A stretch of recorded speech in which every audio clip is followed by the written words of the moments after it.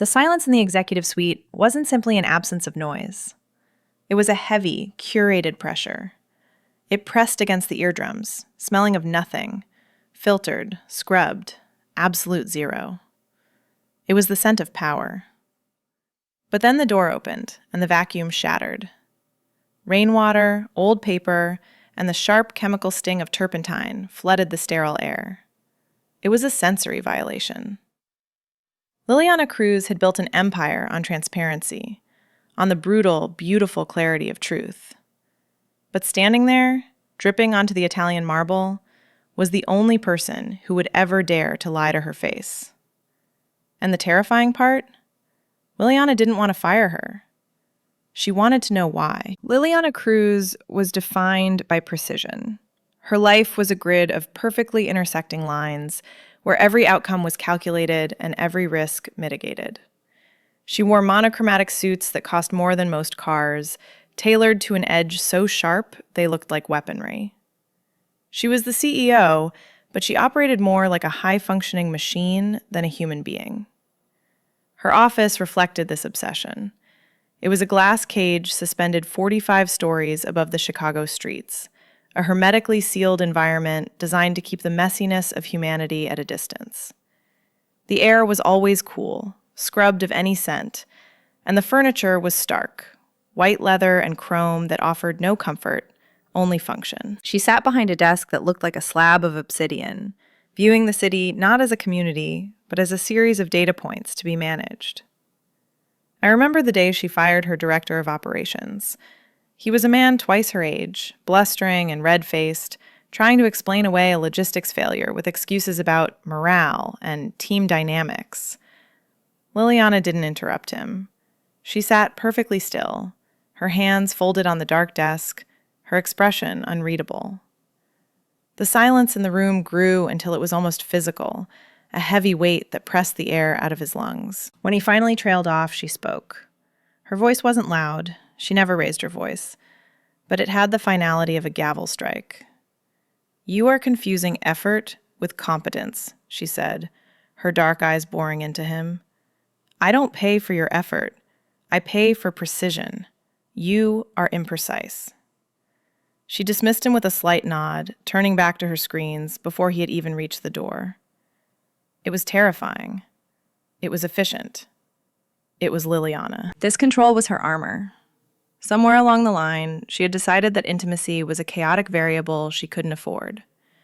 She had seen what passion did to people. It made them irrational. It made them weak. Liliana didn't do weak. She didn't do messy. She lived in a world of absolute truths, where A plus B always equaled C. She had successfully eliminated the human element from her life, creating a pristine, solitary existence where nothing could hurt her because nothing could touch her. But the building itself was betraying her.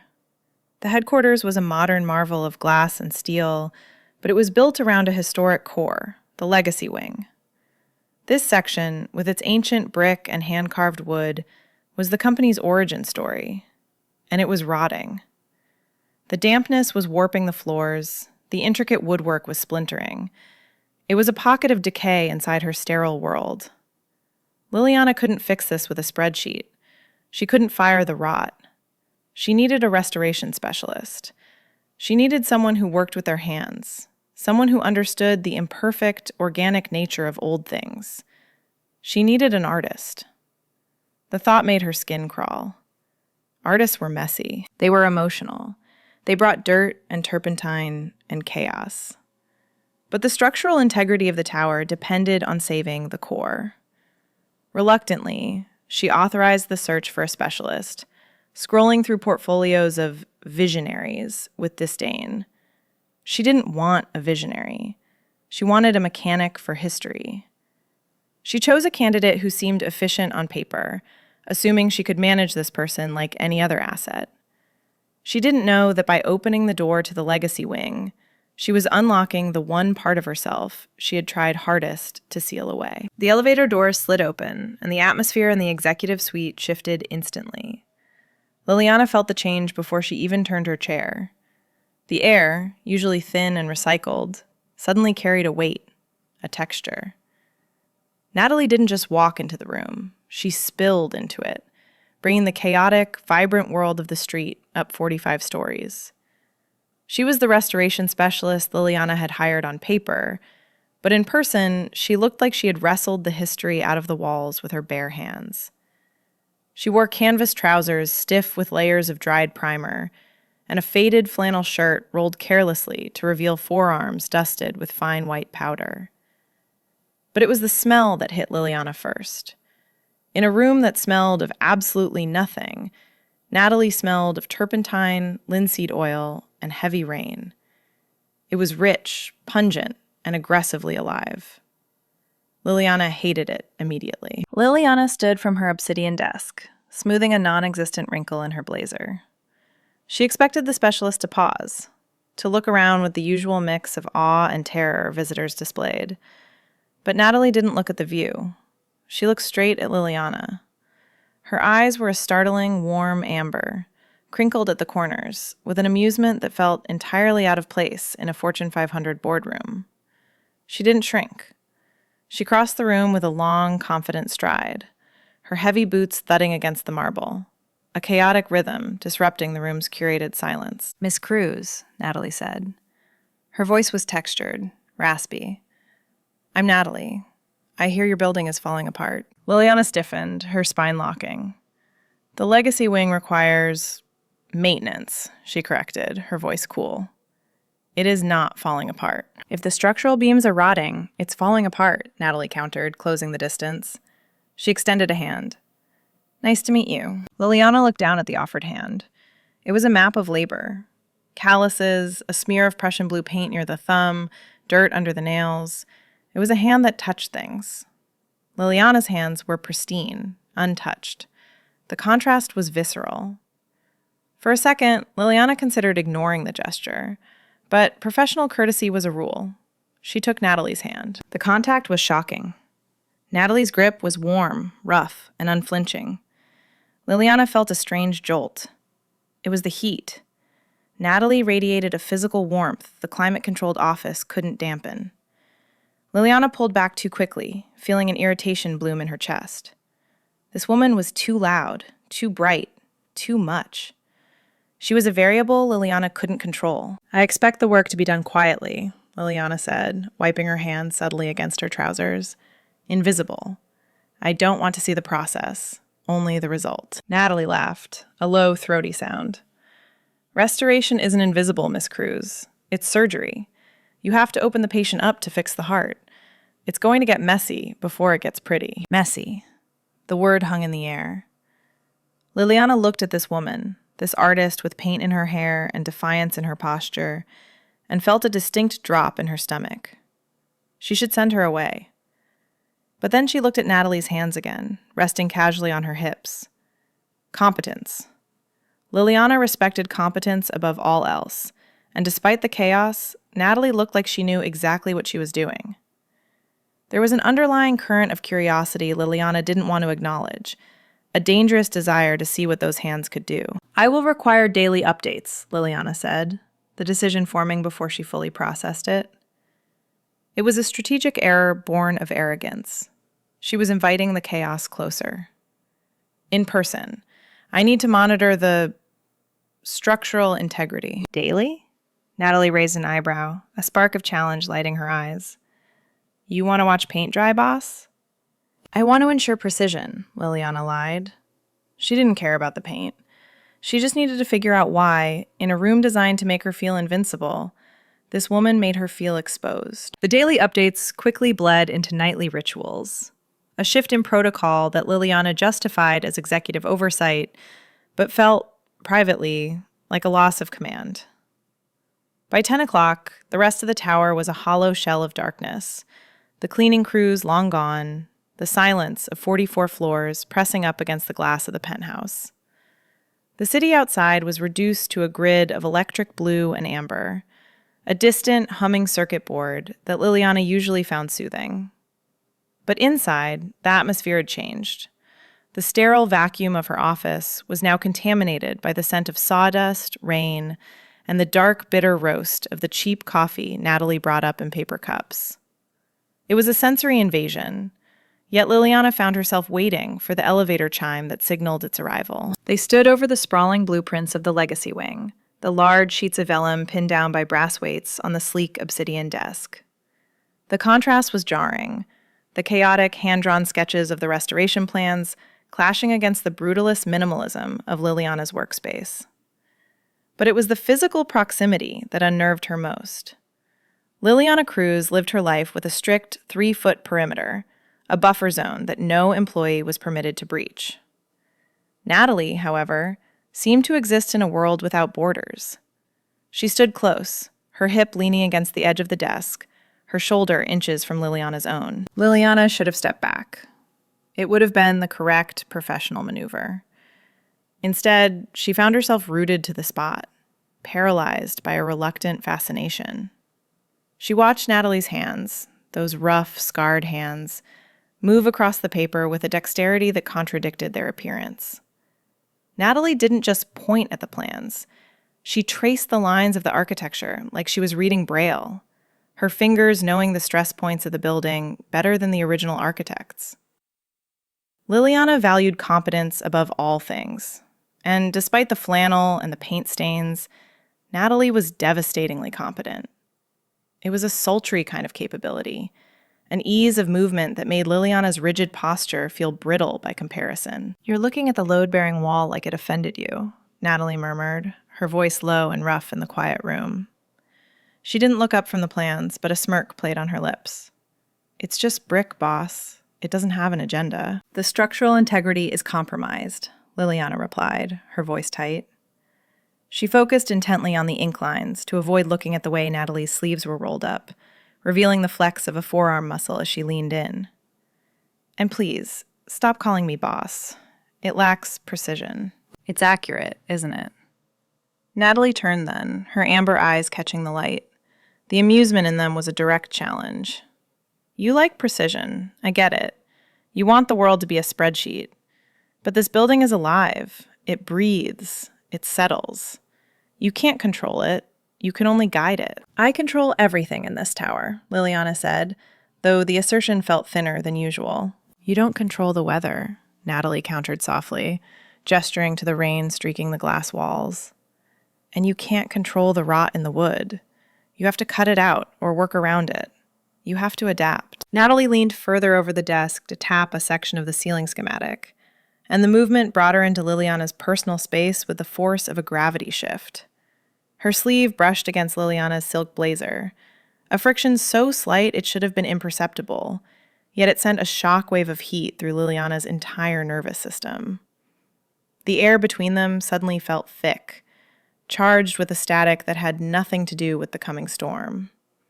Liliana could smell the cedar shavings on Natalie's clothes, a warm, earthy scent that triggered a dangerous, primitive instinct to lean closer. "You missed a spot," Natalie whispered, her voice dropping an octave, losing its teasing edge. Liliana stopped breathing. She wasn't looking at the blueprints anymore. She was looking at the pulse, beating steadily in the hollow of Natalie's throat. The silence that followed wasn't the empty, curated silence of the executive suite. It was heavy, waiting, and terrifyingly loud. For the first time in a decade, Liliana Cruz didn't know the next variable. She only knew that the distance between them had shrunk to 0, and she had no desire to restore the perimeter. The blueprint for her own defense was beginning to fail. The discovery happened on a Tuesday afternoon, deep within the skeletal remains of the legacy wing. Natalie was stripping away a layer of water-damaged lath when her chisel hit something that sounded wrong. It wasn't the dull thud of solid wood. It was a hollow, splintering crunch. She shone her flashlight into the cavity and felt her stomach drop through the floor. The main truss, the spine of the entire east corridor, was fractured. A deep, jagged fissure ran the length of the beam, hidden behind a century of plaster. In any other construction site, this was a headache. In Liliana Cruz's world, it was a death sentence for the project. Liliana had been explicit during their first contract review. If the structural integrity of the core is compromised beyond the initial 15% variance, we scrap the restoration and gut the wing. Scrapping the restoration meant the contract was void. It meant the job was over. But more terrifyingly, it meant the late nights in the penthouse were finished. It meant Natalie would pack up her brushes and walk out of the glass tower, leaving Liliana Cruz alone in her perfect, airless cage. Natalie stood in the dust-choked silence, staring at the crack. She could fix it. She was a restoration specialist. She knew how to reinforce the beam with steel plating and epoxy resin, how to marry the old wood to new strength without anyone ever knowing it had been broken. But it would take 3 days of unauthorized work. It would require materials she hadn't requisitioned, and it would require a lie. She pulled out her tablet, the screen glowing blue in the dim hallway. The daily structural report was due in 10 minutes. Her thumb hovered over the status field. If she typed critical failure, she was fired by morning. If she typed stable, she bought herself time. Time to fix the beam, time to save the building, time to stay close to the woman who made her heart hammer against her ribs like a trapped bird. It wasn't a malicious deception. It was a desperate, reckless bid for connection. Natalie took a breath that tasted of dry rot and pressed stable. The lie uploaded to the server, a digital poison pill buried in the data. The shift in the penthouse that night was immediate and palpable. The easy, electric tension that usually hummed between them had curdled into something brittle. Natalie didn't lean against the desk. She paced. She moved around the perimeter of the office like a caged animal, her boots making restless, scuffing sounds on the marble. When she finally approached the desk to lay out the progress photos, her hands, usually so steady, had a micro-tremor. She wouldn't look at Liliana.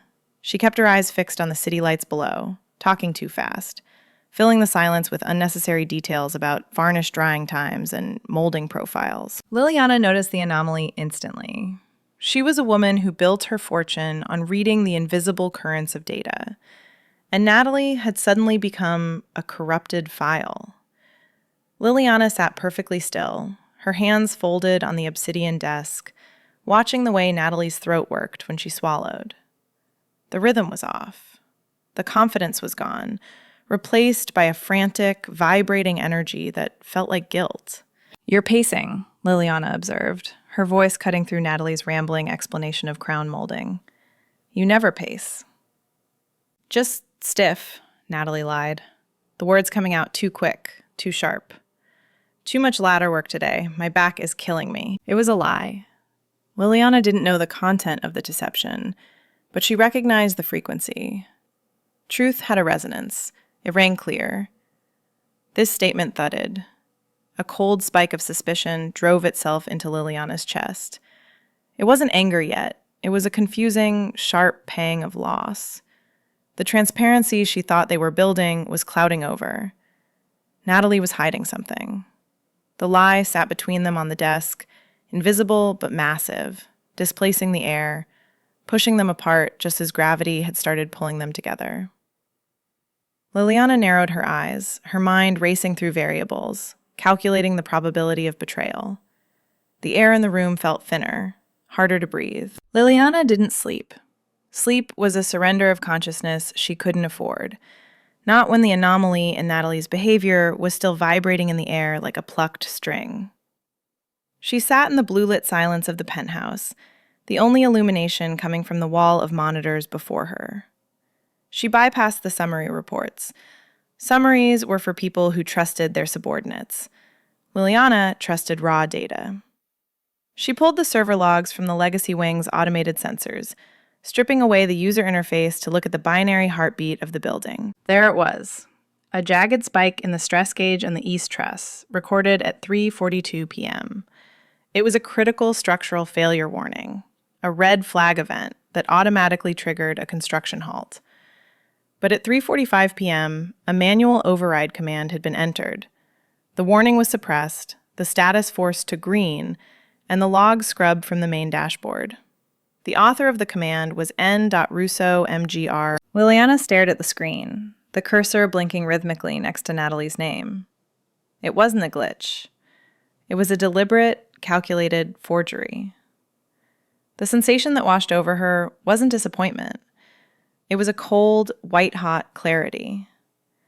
It was the validation of every wall she had ever built, every cold shoulder she had turned, every invite she had declined. She had allowed herself to be fascinated by the chaos, to think that perhaps Natalie's messy, warm authenticity was a kind of truth she needed. But it was just another variable. Natalie hadn't just lied about a beam, she had lied about who she was. She wasn't the honest artist saving the building. She was just another employee covering her tracks to save a paycheck, willing to risk the safety of the entire tower just to avoid a difficult conversation. The betrayal tasted like copper in Liliana's mouth. It felt personal, which was the most unforgivable part. Liliana had broken her own rules for this woman. She had allowed the perimeter to be breached, and this was the result: a compromised structure and a compromised heart. The storm outside had intensified, mirroring the cold fury settling in Liliana's chest. Rain lashed against the 45th floor windows, hammering the glass with a violence that shook the frame, turning the city lights into smeared, weeping watercolors. Liliana picked up her phone. She didn't care that it was nearly midnight. She didn't care about labor laws or personal time. Those were courtesies for honest employees. She typed a message that was more a summons than a request. Come up. She didn't wait for a reply. She stood and walked to the window, pressing her hand against the cold glass. She needed the chill. She needed to freeze out the lingering warmth of the memory of Natalie's breath on her neck, the ghost of her cedar scent. She had to be the CEO again, the architect of silence. She had to excise the rot before it spread further. She rehearsed the termination in her mind. It would be short, clinical. She would present the data, silence the excuses, and have security escort Natalie from the premises. There would be no room for the amber eyes or the raspy voice to work their way back in. 10 minutes passed, then 20. Liliana didn't move from the window. She watched the reflection of the office behind her, the empty chairs, the dark screens, the glass cage that kept her safe. It looked desolate now, a high-altitude prison of her own making, in a way it never had before Natalie arrived to fill it with noise. That realization only fueled her anger. Natalie had made her feel the loneliness, made her aware of the silence, only to prove that the silence was the only thing she could rely on. Then the sound cut through the quiet, the soft, musical chime of the private elevator. Liliana didn't turn around immediately. She let the doors slide open. She let the sound of heavy boots stepping onto the marble floor echo through the cavernous room. The footsteps were slow and hesitant, lacking their usual confident rhythm. They approached the desk, then stopped. Natalie had arrived. The executioner's block was ready. Liliana took a slow, stabilizing breath, watching the storm rage against the glass one last time before turning to destroy the only thing that had made her feel alive in years. Liliana turned slowly away from the rain-streaked window. The office was a vast cavern of shadows, the only light bleeding in from the storm-battered city below. It carved her silhouette into something sharp, dangerous, and utterly unyielding. Natalie stood 10 feet away, water still dripping from the hem of her heavy canvas coat onto the pristine Italian marble. She looked small in the vastness of the executive suite, surrounded by the glass and chrome that Liliana used as armor. But she held her chin high. She didn't fidget. "You forged a safety log," Liliana said. No greeting, no preamble. She picked up the tablet from her desk and slid it across the obsidian surface. It spun with violent grace, coming to a stop perfectly at the edge, right in front of Natalie's wet boots. 3:45 p.m. Structural failure suppressed. Explain. Liliana expected the stammer. She expected the flush of shame, the clumsy excuses about tight deadlines or looming budget constraints. She expected Natalie to shrink under the weight of the accusation. But Natalie didn't shrink. She looked down at the glowing screen, then back up at Liliana, her amber eyes dark with something that wasn't fear. It was resolve. "The beam is cracked," Natalie said, her voice steady, though slightly rougher than usual. "I'm fixing it tonight. By morning, it'll be stronger than the original wood." "That isn't what I asked," Liliana's voice dropped, cold and lethal. She rounded the desk, the sound of her heels striking the floor like gunshots in the quiet room. You lied to me. You looked me in the eye, drank my coffee, and lied. You compromised the integrity of this building. I saved the building, Natalie countered, stepping forward instead of back. The movement was shocking. If I reported it, your protocol says we gut the wing. You lose the history. You lose the heart of this place. I know what this legacy means to you, Liliana, even if you pretend it's just assets and spreadsheets. Liliana stopped. The use of her first name was a violation. It was a weapon. She closed the distance between them, invading Natalie's personal space with a deliberate, predatory grace. She was taller in her heels, and she used every inch of that height now, looming over the other woman. You don't know anything about me, Liliana whispered, the words hissing through her teeth. You are a contractor, a temporary variable. You do not make decisions for me. Then fire me. Natalie didn't blink. She tilted her head back, exposing the long, pale line of her throat. It was a gesture of submission that felt entirely like defiance. Fire me and the wing gets gutted. Keep me and I give you perfection. The air between them thickened, turning viscous. Liliana could smell the rain clinging to Natalie's coat, the sharp tang of ozone and cold street air. It mixed with the cedar and turpentine, creating a scent that made Liliana's head swim. She was close enough to see the pulse fluttering wildly in Natalie's jaw, betraying the calm facade. Natalie was terrified, but she wasn't leaving. You think you're indispensable, Liliana murmured, leaning down until their faces were inches apart. She saw her own reflection in Natalie's eyes, a woman unraveling. I think you're scared, Natalie breathed back. The audacity of it stole the air from Liliana's lungs. You're not mad about the beam. You're mad because I took a risk for you. You're mad because for the first time, someone is fighting for what you actually want, not just what you asked for. Liliana's hand twitched. She wanted to grab Natalie, to shake her, to push her away. But the anger was morphing, twisting into something hot and fluid. This wasn't a business meeting anymore. This was a brawl. And the terrifying thing was, Liliana wasn't sure she wanted to win. She was staring at a woman who had lied to save a piece of Liliana's soul, a woman who stood in the line of fire and dared the CEO to pull the trigger. You are reckless, Liliana said, her voice trembling with the effort of restraint. You are chaotic. You are everything I despise. And yet, Natalie whispered, her gaze dropping to Liliana's lips before snapping back up. You haven't called security. The silence that followed was deafening. It wasn't the silence of an empty room. It was the silence of a held breath, of a match hovering over gasoline. Liliana realized with a jolt of panic that she didn't want to call security. She wanted to know what that chaos tasted like. The interrogation was over. The true siege had begun. You are arrogant, Liliana breathed, the accusation losing its venom as it left her lips, transforming into something that sounded dangerously like wonder. The realization that she hadn't called security wasn't a victory for Natalie. It was a catastrophe for Liliana's carefully constructed reality. The phone was right there, a sleek black device on the desk that could end this variable instantly. But Liliana didn't reach for it.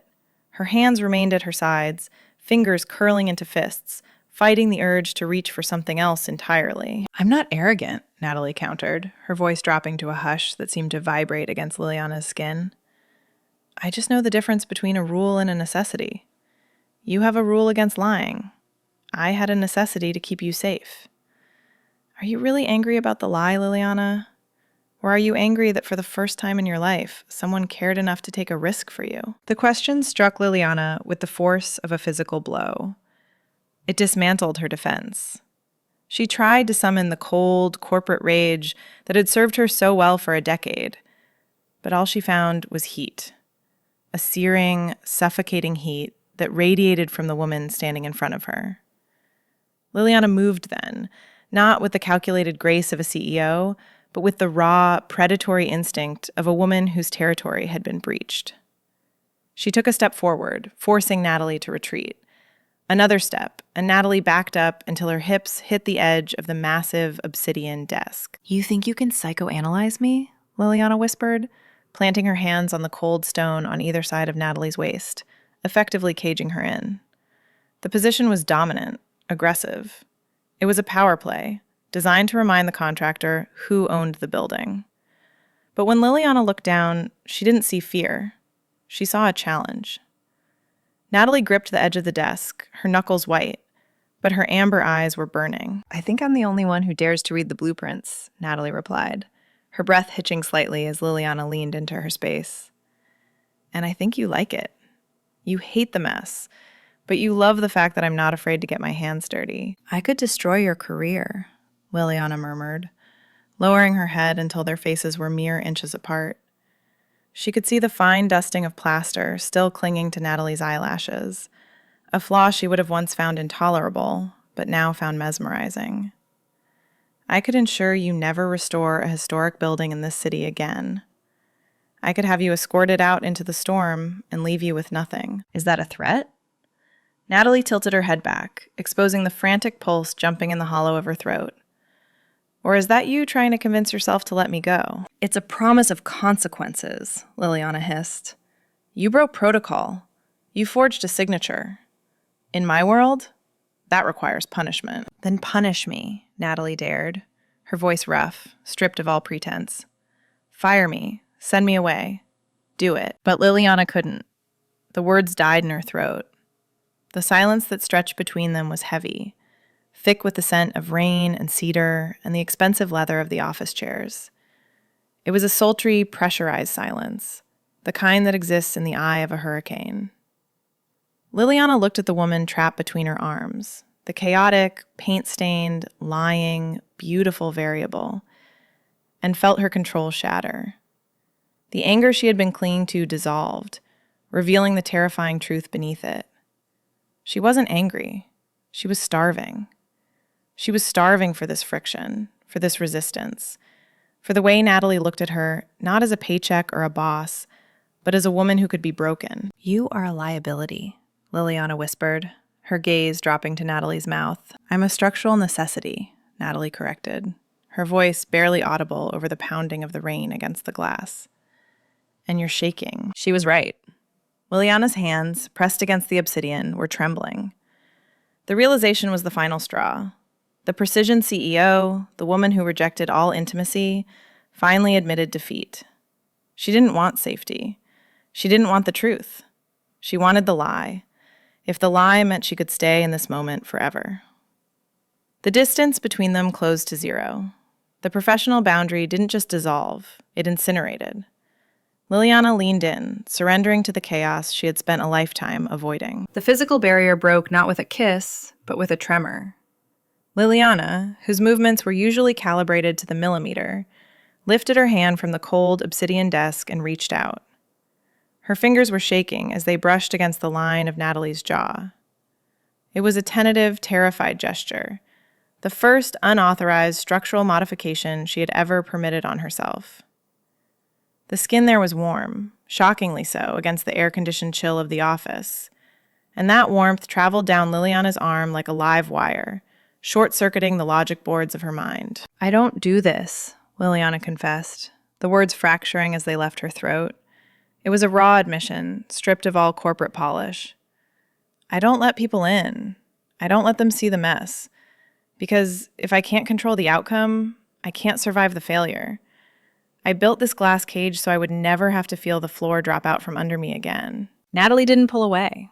She didn't offer platitudes or empty reassurances. Instead, she turned her face into Liliana's palm, pressing a kiss to the sensitive skin of her wrist. A gesture so intimate, it made Liliana's knees weak. Natalie's hands came up then, gripping the lapels of Liliana's structured blazer, anchoring her. "You aren't failing," Natalie whispered, her amber eyes locking onto Liliana's with an intensity that burned. "You're just feeling. You've been numb for so long, you think feeling is a structural defect. It's not. It's the foundation. You think you need to be stone to be strong, but stone cracks. You need to be able to bend." "I can't predict you," Liliana said, a desperate edge entering her voice. "You are a variable I can't solve. You lie to save buildings. You argue with me. You smell like rain and turpentine, and you make me want to burn the schedule down." "Then burn it," Natalie challenged softly, her voice a low rumble that vibrated in the small space between them. "Let it burn. I'm not asking you to be the CEO right now. I'm asking you to be the woman who stood at the window and watched the rain because she was lonely. I'm asking you to trust that I can handle the chaos if you just let go of the wheel." "If I let go," Liliana breathed, leaning her forehead against Natalie's, feeling the heat radiating from her. "I might not be able to stop." "Good," Natalie murmured, her hands sliding up to tangle in the hair at the nape of Liliana's neck, ruining the perfect style. "Don't stop. Unravel. I've got you." That was the permission Liliana didn't know she was waiting for. The control snapped. It wasn't a decision. It was a surrender. The distance vanished as Liliana crashed her lips against Natalie's. It wasn't precise. It wasn't calculated. It was messy and desperate and tasted of coffee and storm water. It was the collision of two worlds that had been orbiting each other for weeks, finally succumbing to gravity. Liliana pressed Natalie back against the heavy desk, not to intimidate, but to hold on. She needed the friction. She needed the reality of Natalie's body against hers to prove she wasn't dreaming. Natalie met her with equal force, her hands roaming over Liliana's back, pulling her closer, erasing the space between the silk blouse and the flannel shirt. The office lights seemed to dim, the city outside blurring into streaks of meaningless color. There was only the heat in the room, the sound of ragged breathing, and the desperate, silent agreement of mutual need. Liliana Cruz, the woman who lived by the clock, lost all concept of time. She allowed herself to be vulnerable, to be messy, to be unflinching in her desire. She let the fortress fall, knowing that for tonight, in the circle of Natalie's arms, she didn't need walls to be safe. The storm outside slowly quieted, the rain tapering off, leaving the room in a heavy, satisfied silence, where the only thing that mattered was the steady, synchronized beating of two hearts that had finally found their rhythm. The morning sun didn't just rise over Chicago. It seemed to reconstruct the city from the shadows up. In the executive suite, the light hit the Italian marble floors and found them changed. They weren't just cold stone anymore. They were the ground where a battle had been fought and lost. Beautifully. Liliana Cruz sat behind her obsidian desk, the surface once again immaculate, cleared of the blueprints and the storm's debris. But the silence in the room was no longer a vacuum. It was a hum, a lingering resonance of the night before. The air conditioning hummed, but beneath it, there was the faint, stubborn scent of cedar and rain that refused to be scrubbed away. Liliana didn't call the cleaners. She breathed it in, a secret fortification against the sterile day ahead. She adjusted her cuffs, perfectly tailored, as always, but her pulse beat a different rhythm against the silk. The elevator chimed at 8 a.m. sharp, precision, but when the doors opened, it wasn't a subordinate with a tremulous report. It was Natalie. She looked tired, the shadows under her amber eyes a little darker, but her stride was lighter. She carried 2 cups of coffee. Not the artisanal espresso from the lobby, but the dark, bitter roast from the street cart. She set one down on the obsidian desk without a word. The cardboard cup left a tiny ring of condensation on the priceless stone. A week ago, Liliana would have wiped it away instantly. Today, she wrapped her hand around the warmth, letting it anchor her. "Structural report," Natalie said, sliding a tablet across the desk. Her voice was professional, raspy, but her eyes were dancing. "The east truss is reinforced, the epoxy held. The building is standing." Liliana looked at the screen. She looked at the timestamp of the repair, the lie that had started the war. It was a digital scar on her perfect record, a testament to unauthorized action. She picked up her stylus. In the margin of the digital document, right next to the modification, she wrote a single word: approved. It was more than a signature. It was a pardon. It was an acknowledgement that sometimes the blueprint had to change to keep the structure from collapsing. "It appears," Liliana said, her voice cool but holding a new, velvety depth, "that your assessment of the necessity was Accurate. I told you, Natalie smirked, leaning a hip against the desk, invading the perimeter that no longer existed. Old things need room to breathe. Later that afternoon, they stood in the lobby of the Legacy Wing, surrounded by a gaggle of nervous board members. Liliana was in full CEO mode, dissecting a budget proposal with surgical cruelty.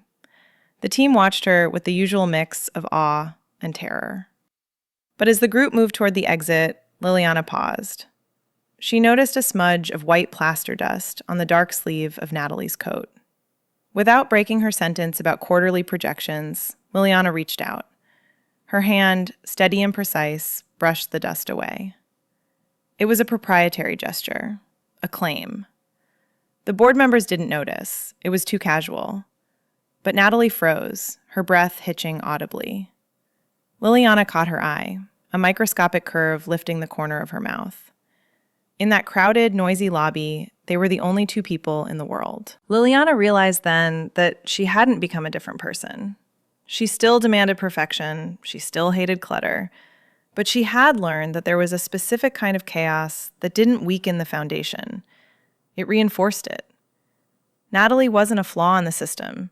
She was the stress relief valve that kept the whole glass tower from shattering under its own pressure. She was the human variable Liliana had spent a decade trying to eliminate, only to realize it was the only thing that made the math work. The fortress hadn't fallen. Liliana had simply lowered the drawbridge, and for the first time in her life, she wasn't watching the horizon for enemies. She was just watching the woman who had walked through the fire to find her.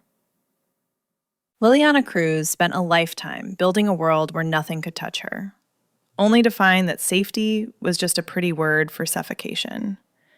She learned that the most precise calculation she ever made was trusting the one variable she couldn't control. As the heavy office door clicked shut that evening, it wasn't to keep the world out, but to keep the warmth in. If this story of ice melting into fire resonated with you, subscribe to our Sapphic for more romances that break the rules. Comment below. What risk would you take for a connection this real?